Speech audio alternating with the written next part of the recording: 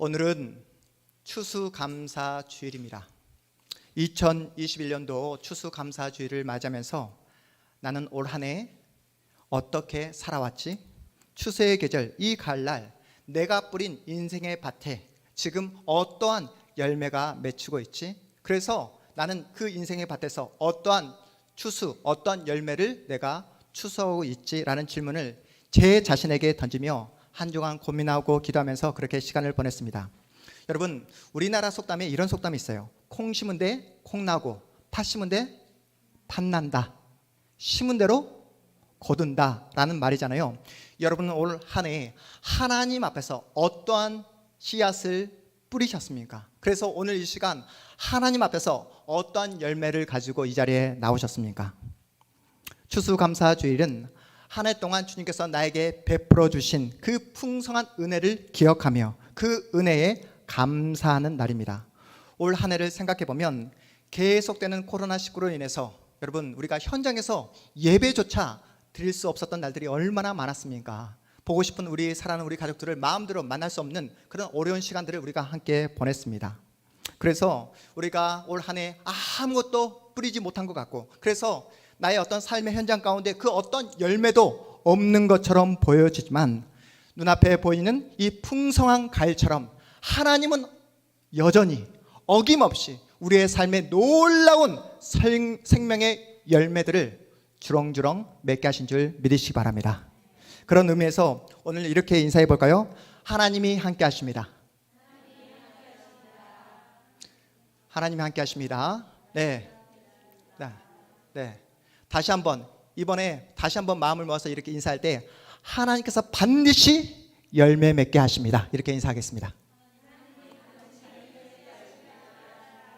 네. 하나님께서 우리와 함께 하시며 그 살아계신 하나님께서 우리의 삶에 반드시 열매 맺게 하시는 그 놀라운 은혜, 놀라운 은총이 여러분의 삶 가운데 넘쳐나기를 주님의 이름으로 축복합니다. 다윗을 향한 시기와 질투로 완전히 눈이 가려진 사울은 이제 대놓고 모든 신하들을 향해 다윗을 죽이라고 명령합니다. 다윗을 향한 분노와 중어심으로 똘똘 뭉친 사울과 달리 사울의 아들 요나단은 다윗을 그냥 좋아하는 것이 아니라 1절 말씀해 보니까 어떻게 좋아하고 있다? 심히 좋아하고 있다라고 성경이 우리에게 보여주고 있어요. 사울이 노골적으로 다윗을 죽이라고 명령하는데, 여러분, 다윗을 심히 좋아하는 요나단이 그냥 가만히 보고만 있겠습니까? 아버지 사울 왕을 향해 자신의 목숨을 걸고 다윗을 어떻게 변호하고 있는지 우리 말씀을 통해 우리 다시 한번 확인해 보도록 하겠습니다. 우리 본문 우리 4절 5절 말씀 우리 다시 한번 읽어볼게요. 4절 5절 말씀입니다. 시작. 요나단이 그의 아버지 사울에게 다윗을 칭찬하여 이르되 원하건대 왕은 신하 다윗에게 범죄하지 마옵소서. 그는 왕께 득죄하지 아니하였고 그가 왕께 행한 일은 심히 선함이니이다. 그가 자기 생명을 아끼지 아니하고 블레셋 사람을 죽였고 여호와께서는 온 이스라엘을 위하여 큰 구원을 이루셨으므로 왕이 이를 보고 기뻐하셨거늘 어찌 까닭 없이 다윗을 죽여 무죄한 피를 흘려 범죄하려 하시나이까. 여러분, 지금 현재 사울의 정신이 제정신입니까? 제정신이 아니에요. 시기와 질투로 완전히 눈이 가려진 그런 상태입니다. 마음속에 다윗을 향한 증오로, 분노로 가득합니다. 비록 아들이라 할지라도 계속해서 요나단이 다윗 편을 든다 하면 사울은 아들까지도 죽일 수 있는 그런 상황이에요. 이런 상황에서 아버지 사울 왕을 향해 요나단이 변호하는 내용을 우리가 함께 읽어보았습니다. 크게 보면 세 가지로 요약할 수 있어요. 첫째, 다윗은 왕에게 전혀 범죄하지 않았습니다. 죽을 죄를 왕 앞에서 다윗은 저지르지 않았습니다. 이것이 첫 번째 항변이고요. 두 번째 항변, 다윗은 자신의 생명까지 아끼지 않고 이스라엘의 원수인 블레셋 장군 골리앗을 무너뜨린 이스라엘의 1등 공신입니다. 이것이 두 번째 변호입니다. 마지막 세 번째는 아무런 죄가 없는 자를 죽임으로 하나님 앞에서 죄를 지어서는 안 된다고 아버지를 향해 목숨을 걸고 다윗을 항변하고 있는 요나단의 모습을 우리가 보고 있습니다. 마지막 세 번째 말은 보통 담력이 아니면 할 수 있는 말이 아니잖아요. 아무리 아버지라고 하더라도 자신의 목숨줄을 쥐고 있는 사울 왕에게 이런 말을 하기가 쉬웠겠습니까? 요나단은 무죄한 다윗을 죽이는 것은 하나님 앞에서 죄를 범하는 것이라고 거의 아버지를 협박하고 있는 모습이에요. 여러분, 이게 쉬운 게 아닙니다. 사울 왕은 아들 요나단의 간절한 호소에 잠깐 정신을 차리고 다윗을 죽이지 않겠다고 이제 맹세까지 합니다. 하지만 여러분이 아시는 것처럼 사울의 이러한 마음은 이때뿐이에요. 악령이 임한 사울은 더 이상 자신의 마음을 스스로 다스리지 못합니다. 이러한 사울 왕의 마음의 상태를 이미 아들 요나단은 간파하고 있어요. 어떻게든 이러한 그 사울 왕의 그 분노와 중노심으로부터 다윗을 살리기 위해 요나단은 자신의 온몸을 던집니다. 여러분 보이십니까? 누가 요나단의 마음을 이렇게 붙잡고 있었죠? 누가? 하나님께서 요나단의 마음을 붙잡고 있는 거예요. 요나단이 가지고 있는 어떤 자신만의 기질, 성품을 뛰어넘어서 하나님의 사람 다윗을 옆에서 지키고 보호하도록 요나단의 그 마음을 누가 붙잡고 있다? 하나님께서 붙잡고 있음을 우리가 보고 있습니다. 요나단의 이러한 목숨을 건 덤을 통해 다윗은 죽음의 위기 그리고 위험한 상황을 모면하게 됩니다. 그때 블레셋이 다시 이스라엘을 다시 재침공하는 침략하는 대사건이 터지게 됩니다. 우리 본문 8절 말씀 우리 읽어보겠습니다. 8절입니다. 시작. 전쟁이 다시 있으므로 다윗이 나가서 블레셋 사람들과 싸워 그들을 크게 쳐 죽이매 그들이 그 앞에서 도망하니라. 다윗은 블레셋과의 전투에서 대승을 거둡니다. 목숨을 걸고 전투에 나가 대승을 거두었으면 여러분 제정신을 가진 왕이라면 그렇게 목숨을 걸고 나간 그래서 대승을 거두고 온 그 다윗을 향해 어떤 대접을 해야 됩니까? 상을 줘야 마땅하잖아요. 그렇죠? 격려를 해줘야 맞잖아요. 그런데 사울은 다윗을 향해 어떠한 태도를 취하죠? 어떤 태도? 전쟁에서 대승을 거두고 온 다윗을 향해 단창을 던집니다. 죽여버리겠다고. 왜요? 사울 왕의 마음을 누가 붙잡고 있죠? 악한 영이 붙잡고 있는 거예요. 지난주 사무엘상 18장에서 보았듯이 악령이 임했다는 것은 무슨 공포에 나올 법한 그런 좀비로 변했다는 것이 아니라 그렇죠. 자기보다 더 나은 사람을 인정하지 못하는 마음이에요. 내가 아닌 다른 사람이 나보다 더 사랑받고 나보다 더 지지받는 것을 전혀 견딜 수 없는 마음, 이 마음이 바로 사단이 준 마음이다 라고 우리에게 이야기하고 있습니다. 다윗은 사울의 눈을 피해 자신의 집으로 도망을 칩니다. 이제 다윗은 요나단의 도움을 이어서 자신의 아내 미갈의 도움을 통해 죽음의 위기를 모면하게 됩니다. 우리 본문 11절, 12절 말씀 함께 읽어봅니다. 11절, 12절입니다. 시작. 사울이 전령들을 다윗의 집에 보내어 그를 지키다가 아침에 그를 죽이게 하려 한지라. 다윗의 아내 미갈이 다윗에게 말하여 이르되 당신이 이 밤에 당신의 생명을 구하지 아니하면 내일에는 죽임을 당하리라 하고 미갈이 다윗을 창에서 달아 내리매 그가 피하여 도망하니라. 여러분 미갈이 누구입니까? 미갈이 사울의 딸이에요. 사울의 딸. 요나단은 사울의 아들이고 미갈은 사울의 딸입니다. 아버지 사울이 자신의 남편 다윗을 죽이겠다는 그 모든 시도들을 다 무력화시켜버립니다. 앞에서 사울의 아들 요나단은 지혜로운 말로 그 다윗을 그 위험에서 건져내었다고 한다면 사울의 딸 미갈은 그 엄청난 지략을 통해서 남편 다윗을 구해냅니다.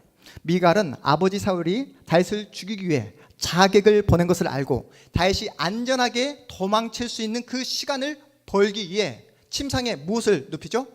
드라빔 우상을 높여서 그 다윗이라고 위장을 시킵니다. 그러면서 다윗이 병들어 침상에 누워있다라고 거짓말을 하는 것이죠. 다윗이 병들었다는 소식에 사울은 왕국에서 다윗을 직접 죽이겠다고 침상째로 다윗을 잡아올 것을 명령합니다. 그런데 신하들이 보니까 침상에 다윗은 없고 누가 놓여져 있죠? 드라빔 우상이 누워 있는 것을 보게 된 거예요. 이 사실을 알게 된 사울이 자신의 딸 미갈에게 뭐라고 책망하는지 우리 17절 말씀도 읽어보겠습니다. 17절 시작. 사울이 미갈에게 이르되 넌 어찌하여 이처럼 나를 속여 내 대적을 놓아 피하게 하였느냐. 미갈이 사울에게 대답하되 그가 내게 이르기를 나를 놓아가게 하라. 어찌하여 나로 너를 죽이게 하겠느냐 하더이다 하니라. 다윗을 향한 중후심으로 가득한 분노로 온 몸이 온 생각이 가득한 사울이 딸이라 해서 여러분 가만히 놔두겠습니까? 이때 미갈이 이 위험한 상황을 어떻게 모면하게 되죠? 다윗이 자신을 놓아주지 않으면 죽이겠다고 협박을 했기 때문에 다윗을 놓아줄 수밖에 없었다고 거짓말을 아버지 사울에게 하고 있는 장면이에요. 여러분, 사울이 몰랐을까요? 사울이 자신의 딸 미갈이 다윗을 위해 거짓말을 하고 있다는 사실을 정말 몰랐을까요? 알고 있었어요. 그럼에도 불구하고 미갈에게 집요하게 묻지 않았던 이유는 미갈의 그 말을 그대로 수용하게 되면 다윗은 이제 어떤 존재가 됩니까? 미갈의 그 거짓말을 그대로 수용하게 되면 다윗은 이제 어떤 존재가 되죠? 왕족을 살해하려고 했던 그런 나라의 반역자가 되는 거예요. 이제 공개적으로 다윗을 잡아 죽일 수 있는 명분이 사울에게 생긴 겁니다. 그래서 미갈의 거짓말을 알고 있으면서도 더 이상 추궁하지 않고 이 상황을 종료시켜버리는 거예요. 이제 다윗은 사울의 눈을 피해 사무엘 선지자가 살고 있는 라마로 도망을 칩니다. 여러분, 이 스토리를 잘 살펴보고 있죠? 지금 첫 번째 요나단, 다음으로 미갈, 이제 사울로 이어집니다. 우리 본문 18절 말씀입니다. 함께 읽습니다. 시작. 다윗이 도피하여 라마로 가서 사무엘에게로 나아가서 사울이 자기에게 행한 일을 다 전하였고 다윗과 사무엘이 나요스로 가서 살았더라. 다윗은 사울이 지금까지 자신에게 행한 그 모든 서럽고 눈물 나는 그 모든 일들을 누구에게? 사무엘 선지자에게 다 설명한 다음 사무엘 선지자의 손을 잡고 나요스로 이제 들어갔다라고 이렇게 성경이 우리에게 말씀하고 있습니다. 나요시라는 이 단어는 히브리어로 기숙사라는 뜻이에요. 기숙사. 그래서 라마 나얏 이 지명이 나오지 않습니까? 라마 나얏 그러면 라마라는 지역에 있는 기숙사라는 뜻이에요. 라마라는 지역에 있는 기숙사. 제가 졸업한 총신신대원은 경기도 용인시 양지면에 있었거든요. 양지. 양지는 어떤 곳이죠? 따뜻한 곳. 네. 그런데 제가 거기서 지내보니까 양지가 아니라 음지입니다. 음지. 네. 사방이 다 산이에요. 얼마나 추운지 모릅니다. 봄이 늦게 찾아오고 겨울이 얼마나 긴지 몰라요. 왜냐하면 햇볕이 들어오지 않기 때문에. 그곳에서 제가 말씀 훈련, 경건 훈련을 받았던 것처럼 지금 라마 나얏이라는 그 지역에서 누가? 사무엘 선지자가 그곳에 모이는 선지 생도들, 지금으로 말하면 전도사님들을 그렇게 말씀 훈련, 경건 훈련을 시켰던 그 장소가 라마 나얏이었습니다. 그렇다면 다윗은 자신의 고향인, 여러분 다윗의 고향이 어디죠? 베들레헴으로 가지 않고 왜 라마 나얏으로 가게 되었을까요? 왜요? 자신에게 기름을 부은 그 사무엘 선지자를 만나고 싶었어요. 너무나 원통해서 전혀 이해할 수 없는 자신의 인생 가운데 왜 이런 고난과 어려움과 눈물이 찾아오는지 이해할 수 없어서 사무엘 선지자를 만나 위로받고 격려받고 싶어서 라마 나얏으로 찾아가게 된 것입니다. 다윗은 마지막 소망을 가지고 사무엘을 찾아갔지만 여러분 라마 나얏에 거주하고 있는 그 사람들의 입장에서 한번 생각해 보십시오. 다윗이 지금 처한 상황이 어떤 상황이죠? 왕족을 죽이려고 했다는 반역죄로 몰리고 있는 상황이에요. 절대 권력을 가진 사울 왕이 반역자라고 찍은 그런 사람입니다. 그런 그를 도왔다가는 그 모든 도운 사람들도 생명을 이룰 수 있는 절체절명의 그런 상황이에요. 자신들이 지금까지 피땀 흘려 일구어온 그 모든 공동체가 한순간에 쑥대밭이 될 수 있는 그러한 위험천만한 상황입니다. 이러한 위기 상황에서 라마 나얏에 살고 있는 선지 생도들이 다윗을 어떠한 마음으로 지금 받아주고 있습니까? 사무엘 선지자뿐만 아니라 라마 나얏에 살고 있는 모든 선지 생도들까지 다윗을 환영했다. 다윗을 기쁨으로 받아주었다라는 그 의미를 우리가 본문 18절 말씀을 읽었잖아요. 어떤 단어에서 우리가 유추해 볼 수 있습니까? 본문 18절에서 목숨을 걸어서라도 다윗을, 도망친 그 다윗을 기쁨으로 받아주고 있다라는 그 근거되는 단어가 어떤 단어죠? 18절 말씀에서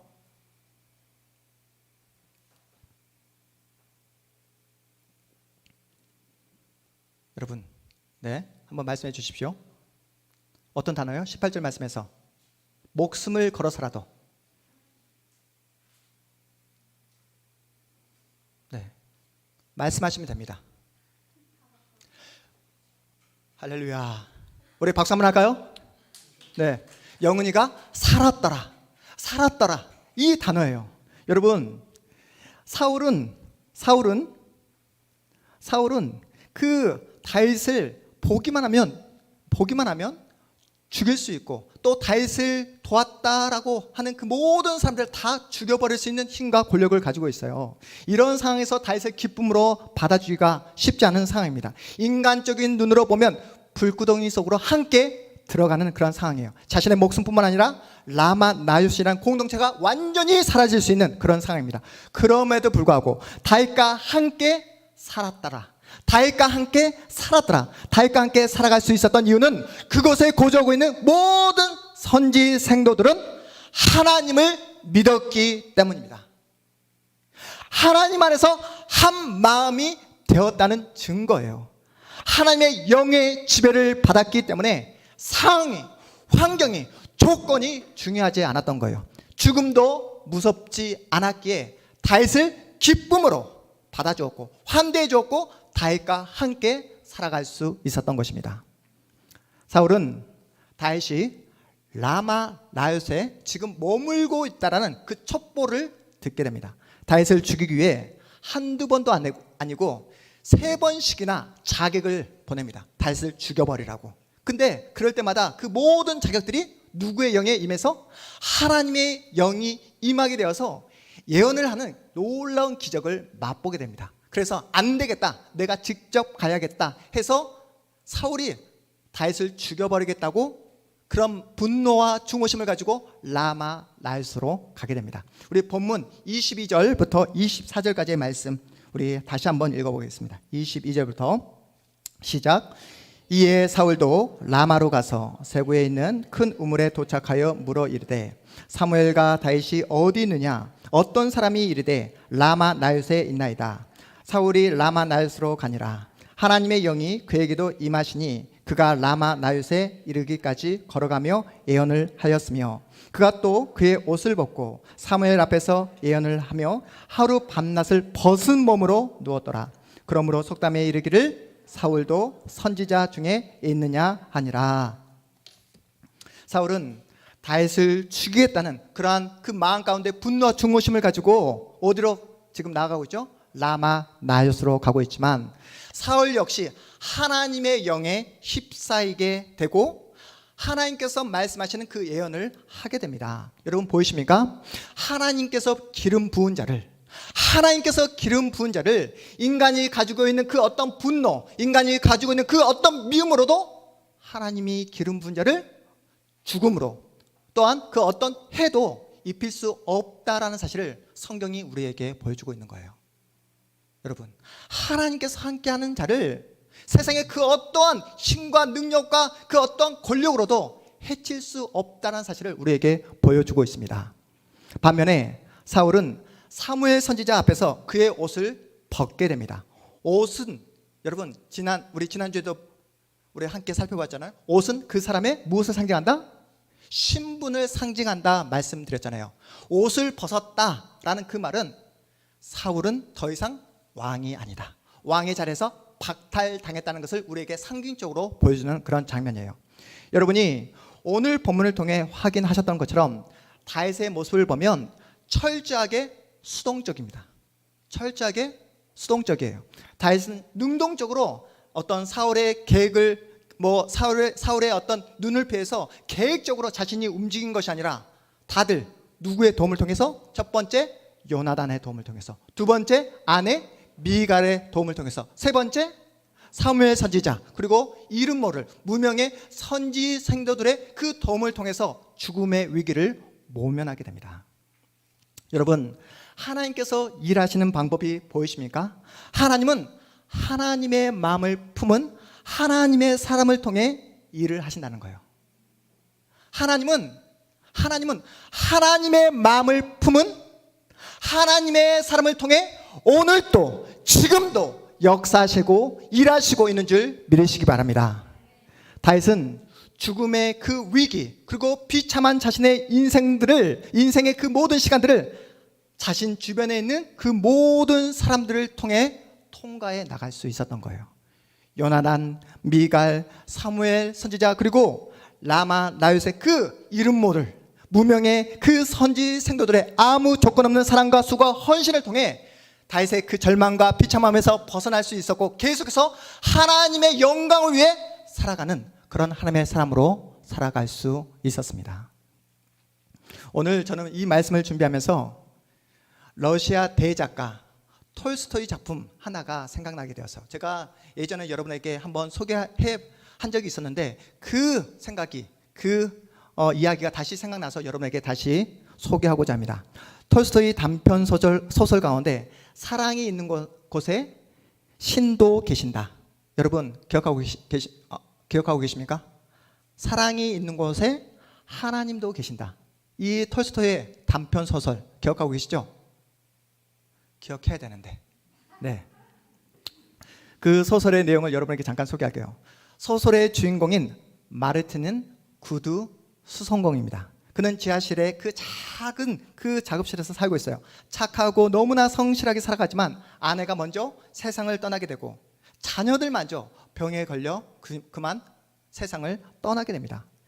너무나 가난했기에 사랑하는 그 가족들이 병이 들었지만 고칠 수 없는 거예요. 그저 옆에서 보고만 지켜볼 수밖에 없는 그런 상황에 놓여져 있었습니다. 시래에 빠져 아내가 먼저 죽고 또 사랑하는 자녀들마저 먼저 떠나보낸 그 슬픔 때문에 시래에 빠져 있는 그 마르틴에게 한 노인이 찾아와서 성경을 선물로 건네줍니다. 그 노인의 그 성경을 건네받고 그 노인의 권유로 성경을 읽는데 한 가지 마음에 소망이 생겨나게 되는 거예요. 그 소망이 무엇이냐면 이 성경에 등장하는 예수님을 꿈에서라도 정말 꿈에서라도 한 번이라도 만나보고 싶다라는 그런 간절한 소망이 이 마르틴 그 마음에 생겨나게 됩니다. 그런데 어느 날 꿈속에서 예수님처럼 느껴지는 한 분이 나타나서 이렇게 말을 하는 거예요. 내가 내일 너를 찾아갈게. 내가 내일 너를 찾아갈게. 이 음성을 듣고 아침에 일찍 일어나서 마르틴은 그 예수님을 기다립니다. 두근거리는 마음으로 언제쯤 우리 예수님이 찾아오실까? 언제쯤 우리 예수님이 나를 만나주실까라는 그 기대하는 마음으로 아침에 일찍 일어나 작업실에서 지금 작업을 하고 있습니다. 추운 새벽 여명에 창문 밖을 쳐다보니까 한 사람이 보이는 거예요. 한 노인이 보였습니다. 그 노인은 스테파니치라는 노인이었어요. 너무나 허름한 옷을 입고 추위에 벌벌 떨고 있는 그 여인을 바라보면서 자신의 작업실로 그 노인을 이렇게 초대합니다. 그리고 그 노인에게 따뜻한 차를 또 대접하면서 그 노인을 이렇게 이야기 나눈 다음에 다시 한번 그 노인을 돌려보냅니다. 그 다음에 우리 예수님이 언제쯤 오실까 기다리고 있는데 또 창문 밖으로 어린아이를 안고 있는 한 여인이 눈에 들어오는 거예요. 그 여인을 자신의 작업실로 또 초대합니다. 그 여인과 대화를 나눠보니까 너무나 사정이 딱한 거예요. 그래서 자신의 사랑하는 아내가 입었던 그 소장품 하나뿐인 외투, 코트를 그 여인에게 선물해주고 그리고 그 여인에게 따뜻한 수프와 또 따뜻한 음료를 대접한 다음에 전날에 자신이 열심히 일해서 번 돈, 구두수선에서 번 그 모든 돈을 그 여인의 손에 쥐어서 돌려보냅니다.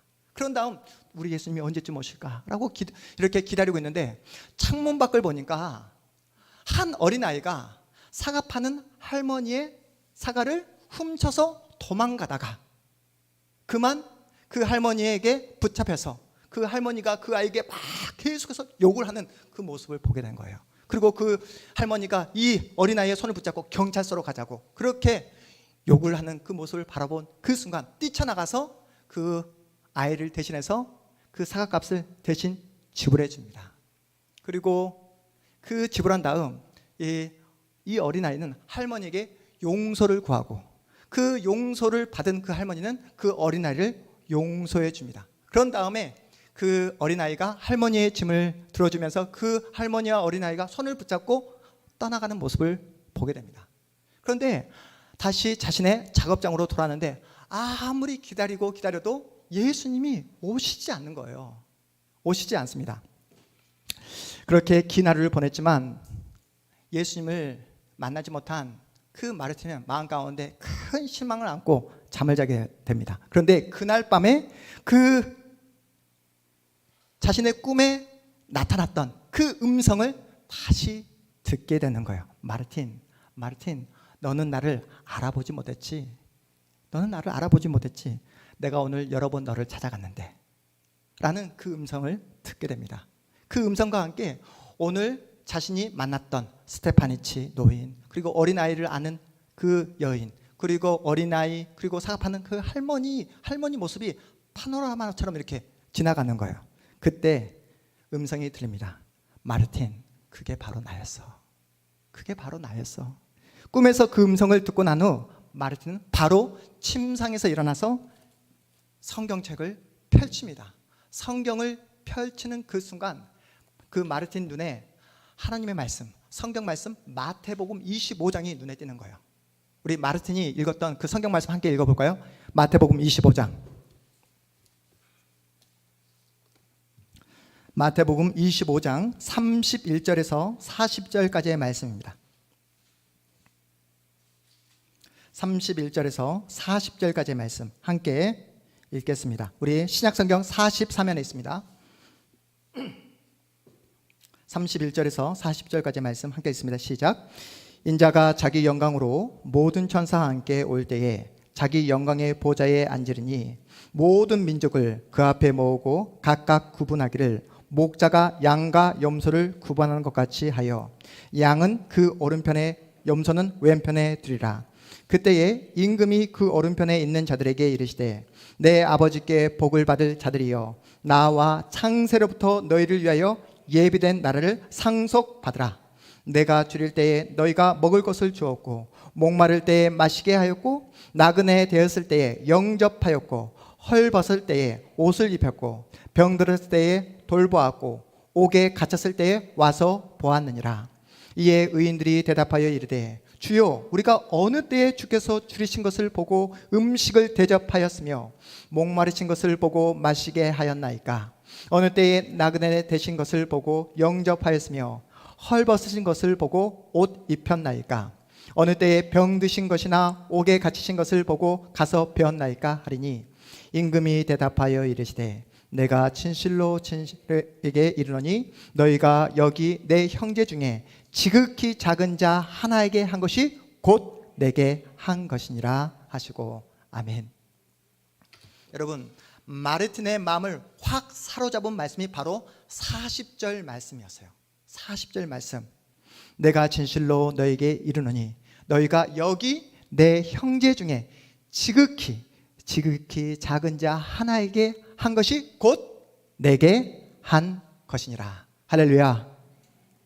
여러분, 세상 사람들이 예수님을 볼 수 있습니까? 없습니까? 예수님을 볼 수 없습니다. 세상 사람들은 예수를 믿는 저와 여러분만을 볼 수 있는 거예요. 신자는 여러분은 이 세상에 기독교를, 우리가 믿는 예수 그리스도를 설명하는 설명서입니다. 설명서. 여러분 한 분 한 분의 삶이, 행동 하나하나가, 표정 하나하나가 예수님을 증거하는 통로라고 말씀하고 있는 거예요. 여러분의 태도와 모습 하나하나가 하나님을 세상에 설명하는 설명서라는 사실이 여러분 무섭게, 두렵게 다가오지 않습니까? 무거운 책임감으로 느껴지지 않으십니까? 여러분, 우리 동탄 한마음교회 문제가 무엇인지 아십니까? 우리 동탄 한마음교회 문제. 우리 동탄 한마음교회 문제는 뭐가 가장 문제일까요?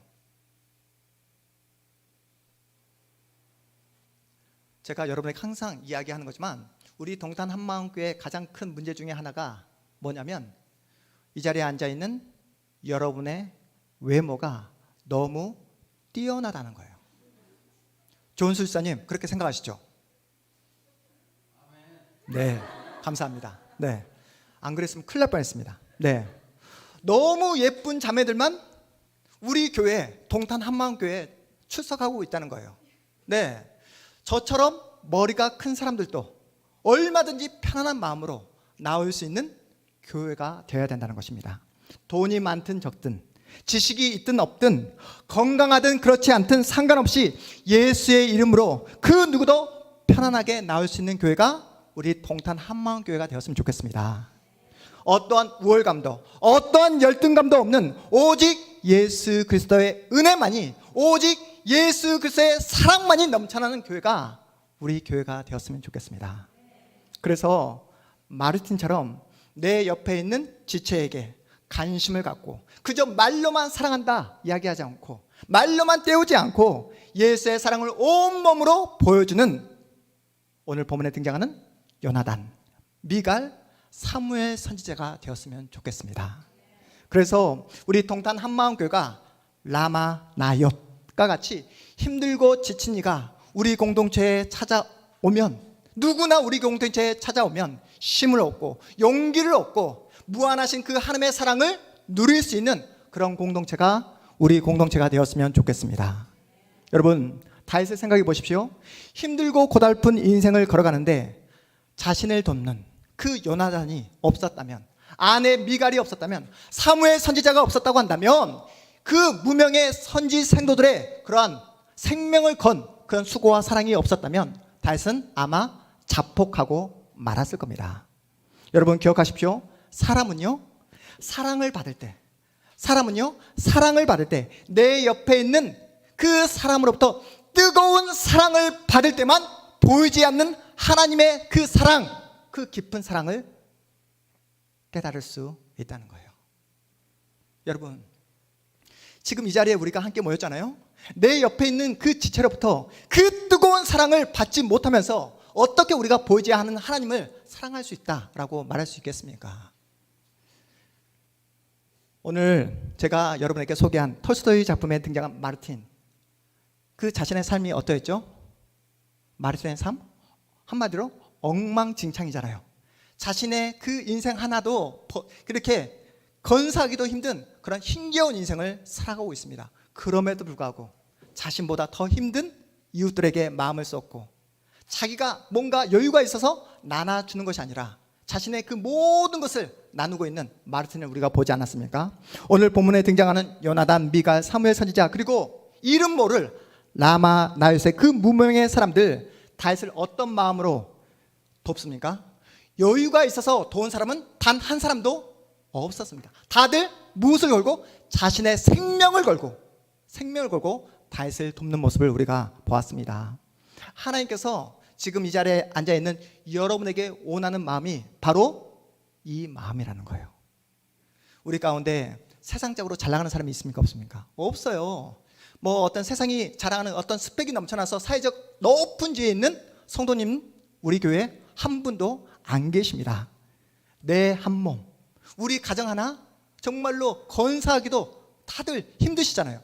그럼에도 불구하고 내 인생 하나 건사하기도 힘들지만, 우리 가정 하나, 우리 자녀들 하나 키우기도 어려운 현실 속에 있지만, 나보다 힘들고 나보다 어렵고 내 도움을 필요로 하는 그 사람들에게 우리가 오늘 말씀에서 나오는 것처럼 그러한 하나님의 마음을 가지고 우리가 다가서자고요. 네, 오늘 우리 강남 사님이 기도했던 것처럼 인색하게 살지 말자고요. 우리가 서로를 바라볼 때 우리가 항상 제가 여러분에게 요구하고 바라는 그 눈빛, 어떤 눈빛이었죠? 따뜻한 눈빛. 우리 한번 바라볼까요? 옆에 따뜻한 눈빛으로 바라봐 주자고요. 네. 그리고 여러분, 제가 항상 여러분에게 원하고 소망하고 바라는 그 마음이 있죠. 어떤 마음이죠? 서로를 어떤 마음으로 바라보자? 긍휼한 마음으로 바라보는 우리 공동체가 되었으면 좋겠습니다. 그래서 오늘 본문에 등장하고 있는, 소개되고 있는 라마 날과 같이 한 영혼, 그 다윗을 위해서 자신의 그 모든 삶의 터전, 생명까지도 던질 수 있는 그런 공동체가 우리 동탄 한마음교회 공동체가 되기를 주님의 이름으로 소망합니다.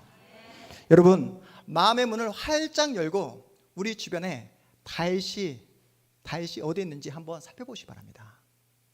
여러분, 주변에 스테파니치, 지금도 헐벗어 하루하루 살기가 너무나 어려워하는 그러한 스테파니치, 그러한 할머니가 없는지, 여러분의 도움, 여러분의 그 손길을 필요로 하는 그런 이웃이 없는지 한번 살펴보았으면 좋겠어요. 이것이 바로 이곳 동탄 한마음교회를 세우신 하나님의 목적이다 라고 우리에게 말씀하고 있는 것입니다. 우리 청년들, 우리 집사님들에게 평소에 연락 좀 하세요. 저는 지난주에 너무나 감사한 것은 우리 문영희 집사님이 우리 청년들의 어떤 핸드폰 번호를 다 따셨습니다. 네, 문영희 집사님 전화하셨죠? 네, 회개하십시오. 천국이 가까이 왔습니다. 네, 여러분, 우리 집사님들에게 전화하세요. 우리 청년들 전화해서 집사님 저 배고파요. 밥 좀 사주십시오. 그리고 기도해 주세요 라고 부탁하시기 바랍니다. 영혼아, 알겠지? 무작정 전화해. 그래서 밥을 사주지 않는 집사님이 계시면 목사님에게 얘기해. 그 집사님은 바로 교회에서 치리하도록 하겠습니다. 네, 지난주에 말씀드렸던 것처럼 우리 모두가 어떤 사람이 되자? 보고 싶은 사람이 되자고요. 헤어지면 어떤 사람이 되자? 생각나는 사람이 되자고요. 힘들고 고달픈 내 인생, 어두운 터널이 언제쯤 끝나게 될까? 알 수 없는 내 인생이지만 누가 계시기에? 내 옆에 사랑하는 집사님이 계시기에, 내 옆에 언제나 나를 지지해주고 나를 인정해주고 언제 어디서나 내 편을 들어주는 우리 공동체가 있기에 다시 이 어려운 현실을 버텨낼 수 있었다고. 지금도 그 집사님의 사랑과 그 집사님의 그 뜨거운 손길 때문에 내 인생을 용기를 가지고 걸어갈 수 있노라고. 그렇게 고백하며 나가는, 서로에게 힘이 되어주고 서로가 서로의 손을 붙잡아주는, 오늘 성경에서 등장하고 있는 어떤 공동체? 라마나옅. 내 인생, 내 생명을 전부를 다 던져서라도 하나님의 사람, 그 다윗을 지켜내는 그러한 믿음의 공동체, 진실한 공동체, 건강한 공동체, 사랑의 공동체가 우리 동탄 한마음교회가 되기를 주님의 이름으로 축복합니다. 우리 모두 자리에서 일어나겠습니다.